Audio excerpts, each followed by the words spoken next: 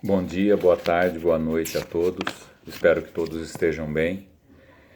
O tema de hoje é ciúme e rivalidade entre irmãos e está no livro A Vida em Família do Rodolfo Caligares. Então vamos elevar o nosso pensamento a Jesus, nosso Mestre, pedir a presença dele, de bons espíritos, do meu espírito protetor, para que eu consiga levar a mensagem a cada um que necessita, auxiliando no bem, que possamos estar em paz e que tudo caminhe de acordo com a vontade de Deus, que assim seja.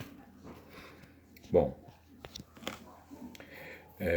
a questão 744 do Livro dos Espíritos fala da necessidade dos laços sociais para o progresso e diz que os laços sociais na família são ainda mais importantes e mais apertados, e que é esses laços que vão propiciar ao homem, ao espírito, que ele consiga entender que somos todos irmãos e que Deus deixou como tarefa para o nosso aprendizado que a gente aprendesse a amar aos nossos irmãos. Então, a família passa a ser alguma coisa de muita importância para a evolução do espírito e os irmãos têm papel fundamental no aprendizado de cada um de nós. As crianças pequenas, elas não sabem amar. Elas são extremamente dependentes da mãe, dos pais, da família, e elas entendem que elas são o centro do universo. Elas têm uma imensa dificuldade em dividir, elas têm uma imensa dificuldade em repartir as coisas. E não só as coisas, elas também não gostam e não se sentem bem repartindo os pais, repartindo principalmente a mãe. A gente sabe que crianças pequenas, elas não gostam de dividir o que é delas, elas não gostam de emprestar os brinquedos. Muitas crianças, quando veem pai e mãe juntos, abraçados, elas interferem, e esse sentimento é o que acontece na criança, e se isso for desenvolvendo cada vez mais, ela vai se tornar uma criança cada vez mais ciumenta e cada vez mais pensando só nela. Muitas vezes, por exemplo, a mãe vai dar comida ou leite para a criança e a criança não quer. Aí a criança pede para não comer, porque não quer, não quer. A mãe pega e fala, tá bom, então eu vou dar para o seu irmão e ele vai comer. Então o seu irmão vai ficar com o que é seu. Aí a criança muda de ideia e acaba tomando leite, acaba comendo a comida. Talvez não fosse a atitude mais adequada, porque essa atitude, de uma certa forma, incentiva o aumento do ciúme entre eles. A criança acha que tudo é só dela, ela é extremamente egocêntrica, ela só pensa no umbigo dela, né? Ela acha que tudo gira em torno dela. E isso nós temos que tomar cuidado. Acontece em muitas famílias de haver o exagero na parte desse ciúme infantil, e esse exagero acaba trazendo muitos problemas para a intimidade familiar, muitas dificuldades para todos da família, para os pais, para os irmãos, para a própria criança que sente isso. Nós sabemos que nós não somos espíritos que acabamos de nascer, a gente tem uma história de vida, de muitas reencarnações, a gente cultivou isso em nós, esse egoísmo, esse orgulho, de querer que tudo seja nosso, de querer tudo para nós, e isso chega junto com a criança. O espírito reencarna e, apesar de não lembrar, ele traz isso nas suas lembranças, né? acaba acontecendo nas famílias muitas brigas entre irmãos. Eu não conheço nenhuma família que não tenha briga entre irmãos, principalmente quando é mais novo. Quando é mais velho, muitas vezes continua. Muitas vezes essas brigas se acentuam na juventude, se acentuam quando nós nos tornamos adultos. Existem muitas histórias de irmão que roubou a namorada do outro irmão. Esse termo não é exatamente isso, mas muitas vezes quem sai prejudicado e se sente prejudicado vai sempre falar que o irmão roubou, que tirou uma coisa que era sua. Isso está tudo ligado com o comportamento de ciúme da criança e também ligado a toda a vida passada do espírito, um espírito imortal, que já viveu muito. Nós sabemos que a família é local de encontro de pessoas, de espíritos, que trazem dificuldades entre si do passado. E isso acontece exatamente para que as pessoas, os espíritos, comecem a aprender. Tá? Então, qual é a função dos irmãos? Qual é a utilidade para o espírito dos irmãos? Muita gente fala assim, é melhor não ter irmão. Tá? Se a gente não tiver irmão, a gente não aprende. Se a gente não conviver em sociedade com outras pessoas, a gente não aprende, não cresce, não evolui. Tá? Então, os irmãos são bastante importantes na nossa vida, para o nosso crescimento e para a nossa evolução. É através do contato com os irmãos que a gente vai aprender a controlar os próprios impulsos, que a gente vai suportar leves injustiças que vão acontecer. Tá? Um irmão faz a arte e deixa cair nas costas do outro e fica quieto. E o outro sofre as consequências. É uma injustiça. É uma injustiça, mas a gente tem que aprender isso. Quanto mais cedo aprender, melhor, porque a vida não vai trazer só justiças para nós. Nós vamos ser, durante a vida, todos vítimas de injustiças, pequenas e grandes. Existem livros que mostram, inclusive, pessoas sendo presas por crimes que outras cometeram. Às vezes por crimes que nem existiram dessa forma, tá? E nós temos que aprender a viver com isso. Tem um livro da Ivone do Amaral Pereira que conta a história justamente de um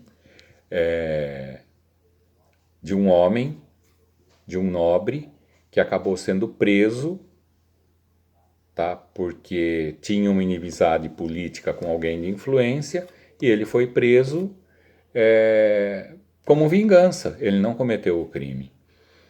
Bom, suportar as leves injustiças, a gente tem que aprender a ter os nossos desejos contrariados, porque não são todos os nossos desejos que serão satisfeitos, nem durante a infância, nem durante a juventude, nem depois.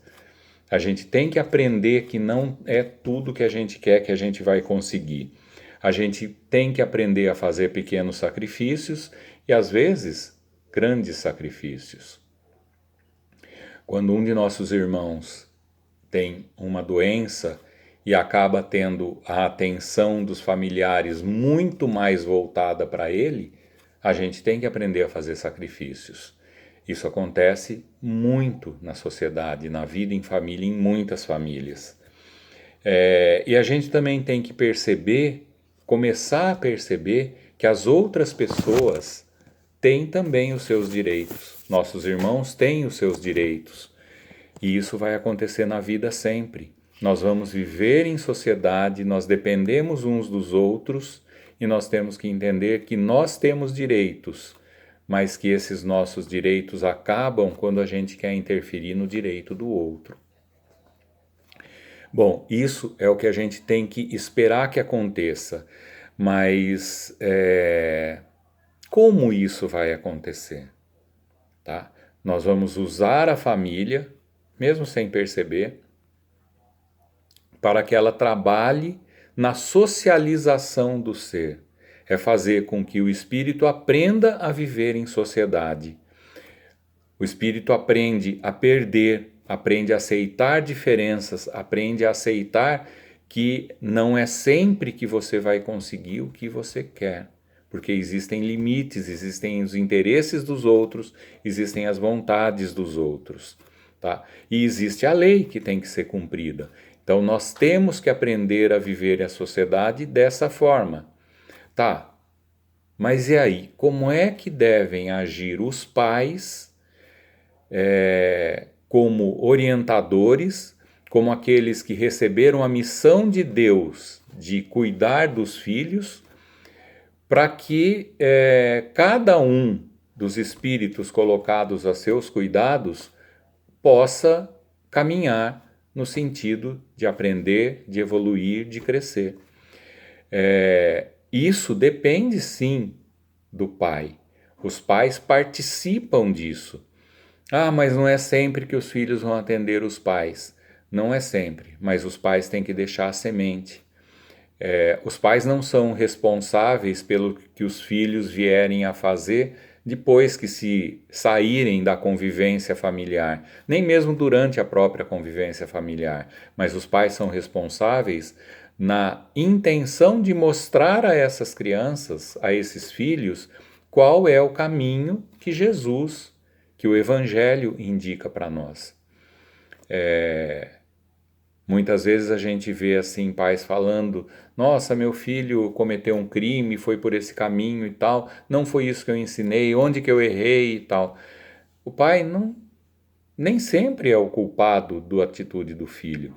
O filho é um espírito imortal que vem com toda a sua carga de conhecimento, de problemas, de acertos, de virtudes, e que está aqui para se modificar. Mas nós nem sempre conseguimos a mudança que a gente se propõe a fazer na encarnação. Muitos pais usam de repressão sistemática. Hoje um pouco menos, no passado um pouco mais, mas a repressão simplesmente, ela não é aconselhável.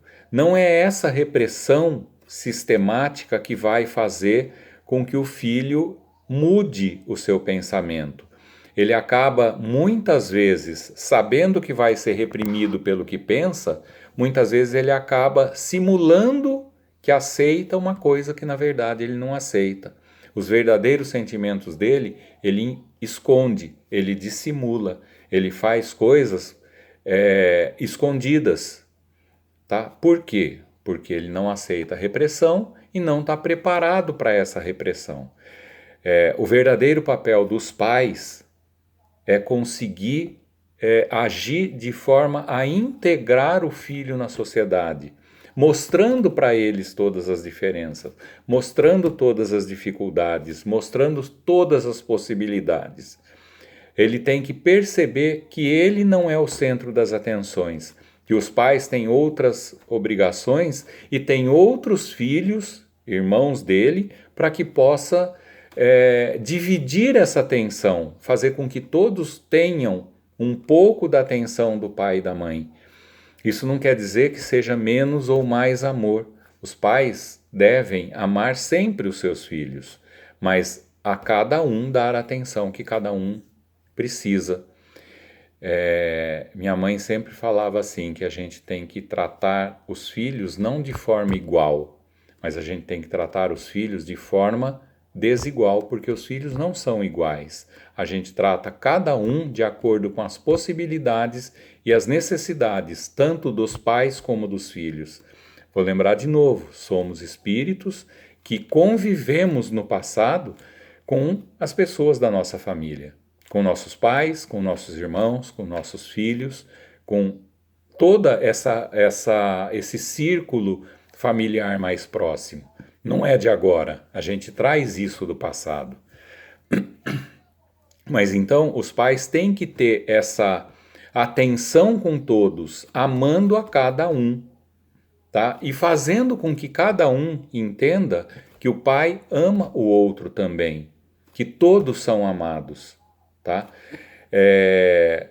Com esse ambiente educativo, que é uma função dos pais criar, a rivalidade tende a desaparecer, pelo menos diminui muito. E ao passar do tempo, tudo isso vai se transformando em amizade e cooperação. Que, aliás, se a gente pensar na família como o planeta, nós somos todos filhos de Deus, nós somos todos irmãos. E mais para frente, continuando essa nossa caminhada evolutiva, a gente vai chegar ao ponto de entender cada espírito como nosso irmão e que a quem a gente deve cooperação, amizade, perdão, amor. Então, meus amigos, que a gente consiga, como pais, como avós, que são os segundos pais, que a gente possa educar as nossas crianças, mostrando a elas que o amor tem que ser dividido, tem que ser repartido, que o egoísmo nos leva a sofrer e não a ser felizes. Então, que a gente possa passar isso para as nossas crianças e que a gente possa divulgar isso com todos que convivem conosco.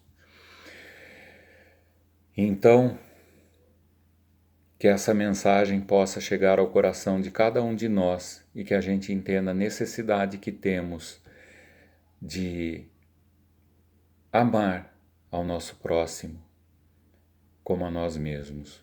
Que a gente possa dividir esse amor com todos que convivem conosco. Que a gente consiga amar mesmo aqueles que não nos querem bem. Que a gente consiga amar aqueles que nos prejudicam. Que a gente consiga fazer pelo outro o que a gente gostaria que fosse feito por nós. Então, que Jesus abençoe o nosso dia, a nossa tarde, a nossa noite e que, com a presença de Jesus conosco, possamos estar em paz, com muita serenidade e com muita vontade de aprender, de crescer, de evoluir. Que assim seja.